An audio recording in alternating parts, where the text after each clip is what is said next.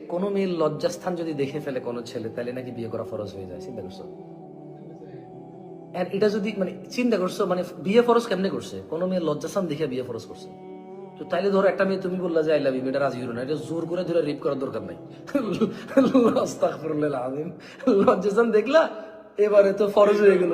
মেয়ে অন্য কারোর কাছে বিয়ে বলে তাহলে জায়েজ হবে না। ধরো কোনো ছেলে যদি কোনো মেয়ের লজ্জাস্থান দেখে, এটা যদি মেয়ের জন্য বিয়ে ফরজ হয়ে যায় ছেলের সাথে, তাহলে এই মেয়ে যদি অন্য কাউকে বিয়ে করে, ফরজ তো করলো না, আর অন্য কাউকে বিয়ে করা কি জায়েজ হবে? তাহলে যারা পর্নোগ্রাফি দেখছে, কত মেয়েকে বিয়ে করতে হবে? না না, তুমি তুমি বোঝো, মানে ওর বুঝলাম ওর ইসলামিক জ্ঞান নাই, মানে আমি ধরে নিলাম ওর ইসলামিক জ্ঞান নাই, মেনে নিলাম, কিন্তু সেন্স অফ হিউমারও কি নাই? মানে যা ইচ্ছা তা ইসলাম বলে ফেলবে। মানে যারা যারা উলঙ্গ ছবি দেখে, তাহলে ওরা কতজনকে বিয়ে করা ফরজ হতে জন্য, তুমি খেয়াল করছো? এরপরে আবার পতিতাকে বিয়ে করা ফরজ হয়ে যাবে। মানে দেখো অবস্থা কি। মেয়ের দিকে তাকানো নিষেধ, সে বলতেছে মেয়ের লজ্জাস্থান দেখার পরে বিয়ে ফরজ। তুই তাকানো নিষেধ মুখের দিকে, তুই লজ্জাস্থান পর্যন্ত যাবি কেমনে রে?